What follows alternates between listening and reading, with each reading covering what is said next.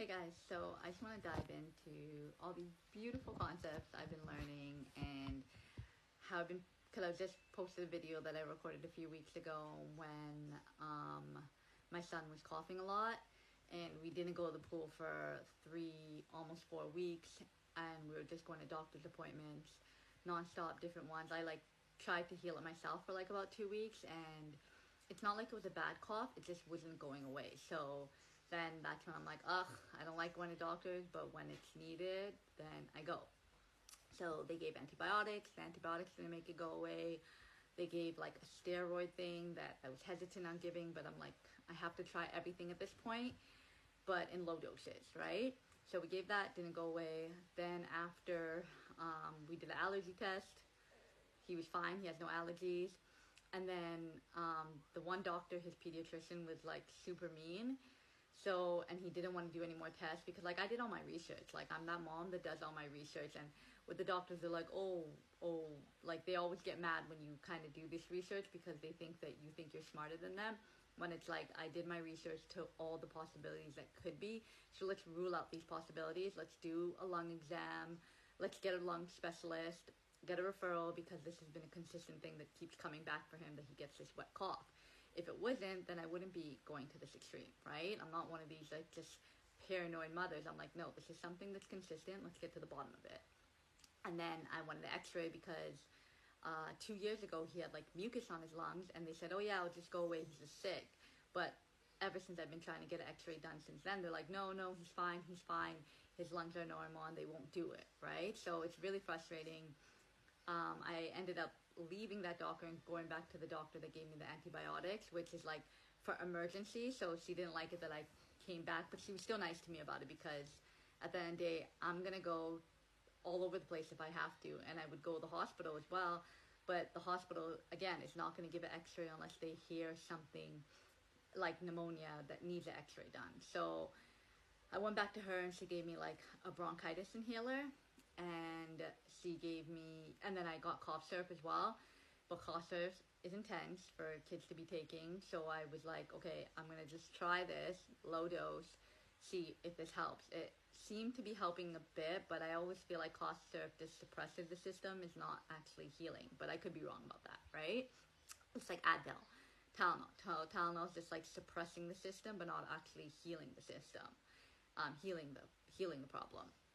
But yeah, so anyway, so after all that, he's been doing the bronchitis thing. I asked him, can he go back in the water, can he go back in the pool?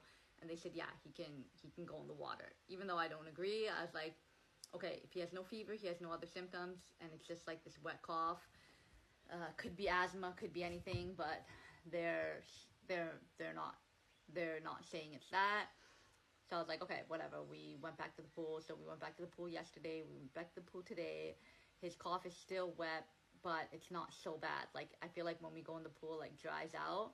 And then when I give him that bronchitis inhaler, it seems wet again because stuff's coming up. But I'm letting him go to the pool, enjoy his summer. If I'm trying my best to get to the bottom of it, but if it's nothing serious that they're saying, then let him enjoy his summer, right? Go in the water, it's hot. If it gets worse, then obviously I'll take the necessary steps to deal with it and go to the hospital. And that's what they said, go to the hospital if it gets worse, but let him go in the water. And we went to the beach last week as well to try to get stuff out of him, and so much mucus came out of him. And I feel like that's what kind of helped and dried it up as well. So we're going in between the beach and the pool to try to get this kid better. So yeah, those 2 days of me going to the pool has making me feel alert and energized. And when I came back, we've been getting back at 6 o'clock. I made them some dinner, and then I had a cup of tea. And usually I don't have a cup of tea this late, but I was I worked out in the pool nonstop. I can handle a cup of tea because there's not an overwhelming abundance of energy inside of me that I'm not getting out because we haven't been out a lot. And what I was saying before in my last video, we were just out in the evenings, right? So now that we're back to our regular programming and going to the pool and being out, and I was like, I'm gonna have a cup of tea. If I want to have a cup of tea, I'm gonna do it. It's not overindulging. I'm still within my one in the morning and one now, but I'm not going to do that every day. That was just what I felt like today, and I decided to do it, right? Like, I've been so disciplined with myself. I'm not going to go and have a drink because I'm like saying that, okay, well, I can have one now because I've been so disciplined. I can give myself a break. If I wanted to, I could, but I choose not to because the poison that's in it and how it alters your state of consciousness and all these repercussions that come with alcohol. So I choose not to engage in that because I don't want to lower my vibration and just go to altered state, right? Where you're not like in control, where something else is in control of you and makes you react impulsively. I like being in control of everything. I like being able to feel an emotion and think it through and then act accordingly, not just acting from that emotional state. Yeah, there's moments where I feel reactive, there's moments where I am reactive, but majority of the time I calm down and I think things through and choose the appropriate response, right? And it's funny because it's like I'm just noticing Claire, I'm noticing other people's childish behaviors. I'm noticing everything as you set boundaries for yourself and as you see your self-worth and gain that self-love and choose to not be a reactive person, reacting to the negative programming, you start to see everything so much clearer, you know? And when you see things clear, it's like you almost beat yourself up more when you choose to be reactive because you're like, I know I'm so self-aware about this. Why am I still giving into the programming when I'm aware of it? But our emotions are just what we feel. We have no control over feeling that. No matter how much we heal, we're always going to feel these triggers. It's just that we have to learn how to manage them and choose not to be reactive when we're feeling them. Choose to process them, choose to sit with them, choose to feel it, choose to put on a sad song and cry it out if you need to, right? Like, what comes up, it comes up, but it's about overcoming it and not sitting in it for days, weeks, hours on end and just saying, okay, now I need to do something else that brings me joy and is my creative outlet or whatever the case may be, right? So, and it's like I'm in this state. I love this clearness because, like what I said, I used to smoke a lot of bud, and I felt like I was like in another reality, you know, like I was constantly acting on impulse, constantly acting on feeling, and not really thinking things through.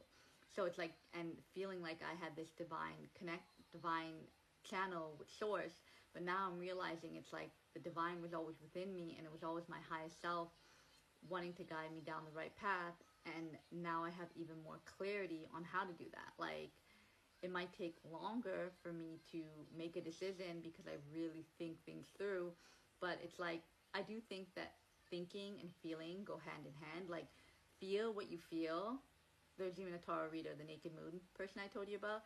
She's like, write down that feeling, that intuitive hit that you get when something comes up, right? Like a decision that you want to make and you get that intuitive hit to do it, write it down.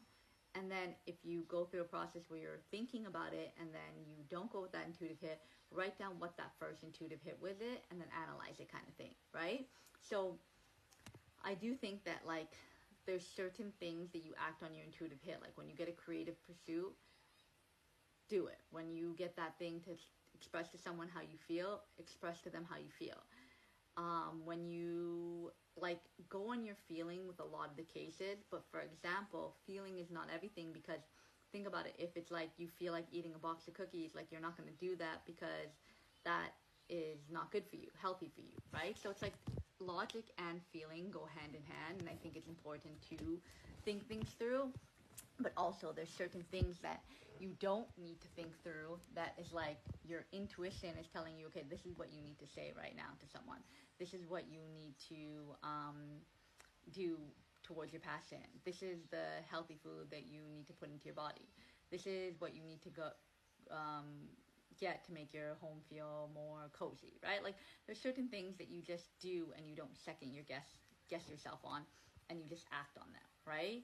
But it's like all of this is a learning curve, because it's like there's things that can be based on feeling, but then they're destructive towards you, but there's a lesson in it. But if you already are aware and you've been through a similar situation, like, it's like, for example, if you have done all this healing and then someone comes up and you feel that they're toxic, right? Or say a past person comes in and they're toxic, right? Or whatever the case may be, a friend, a family member, a relationship, and you notice their toxic traits, is that you're not going to allow that person into your energy because of the fact that they drain you, they bring you down to a lower vibration, and they trigger you. So it's like you will choose your peace over that. And for example, if you entertain someone, you accidentally attract someone new into your life, that, not even accidentally, but like say the universe sends you a test that you're doing all this healing work, let's see if you've really changed, and they send someone that exhibits narcissistic, toxic behavior. You see the red flags. Now you're at the point, because you've done all this healing work, that you're like, okay, you have two choices. I notice these red flags. I'm self-aware of these red flags. Now, am I going to choose to engage in this based on feeling, based on the fact that I feel chemistry towards this person? Or am I going to be like, no, there's too many red flags, like, exit, get the, F out. So it's like, that's what this whole healing journey and knowing yourself is about, is that you don't just act on feeling. You think things through, and the feeling is, and it's like you kind of do, because your body will tell you that, like, hey, yeah, maybe you're getting butterflies and this feels like a sensation, but oh my god, like, this feels wrong, this feels wrong. So it's like you'll get the thought that this is a red flag, this is a red flag, and your body will say, like, this is not right, this is not right. But then another part of your body is like, oh, but like, I feel some sort of sensation, right? So it's hard with feeling, because